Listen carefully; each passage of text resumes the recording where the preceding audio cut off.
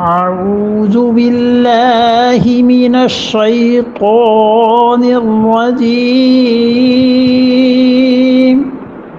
بسم الله الرحمن الرحيم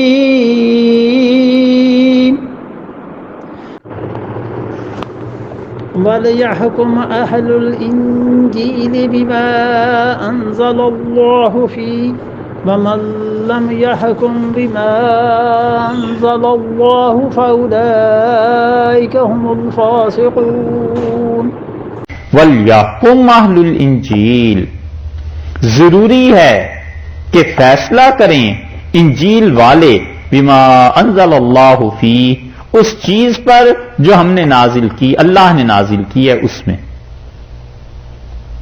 وَلْيَحْكُمْ سو اب فیصلہ کریں اہل الانجیل انجیل کے ماننے والے بما انزل اللہ فیہ جو کچھ اللہ نے اس میں نازل کیا ہے. یہ دلیل ہے اس کی جساس رازی رحمۃ اللہ علیہ سے جو سمجھیں اور بھی بہت سے مفسرین وہ کہتے ہیں اس میں دلیل ہے اس بات کی کہ حضور اکبر صلی اللہ علیہ وسلم کی شریعت نے پچھلے انبیاء علیہ السلام کی شریعتوں کو کلیتاً منسوخ نہیں کیا، بلکہ ان کے جو حکم تھے وہ ہمارے حکم ہو گئے. اب یہاں بھی وہی آیا نا، اس لیے ہم نے وہاں پہ عرض کیا تھا نا کہ اب بھی دانت کے بدلے میں دانت اور یہ ساری چیزیں. تو انجیل میں جو حکم تھے وہی حکم قرآن میں بھی آ گئے.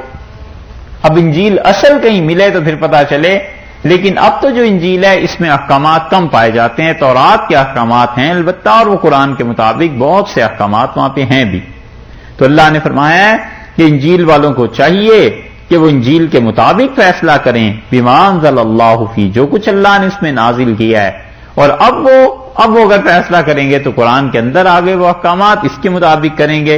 وَمَن لَّمْ يَحْكُم بِمَا أَنزَلَ اللَّهُ اور جو کوئی فیصلہ نہ کرے اس کے مطابق جو اللہ نے نازل کیا ہے فَأُولَٰئِكَ هُمُ الْفَاسِقُونَ وہ لوگ فاسق ہیں. پہلے فرمایا 44 نمبر آیت میں فَأُولَٰئِكَ هُمُ الْكَافِرُونَ کافر ہیں. پھر اس کے بعد 45 نمبر آیت میں فرمایا وَمَن لَّمْ يَحْكُم بِمَا أَنزَلَ اللَّهُ فَأُولَٰئِكَ هُمُ الظَّالِمُونَ جو اللہ کے نازل کردہ حکم کے مطابق فیصلہ نہیں کرتے وہ ظالم ہیں.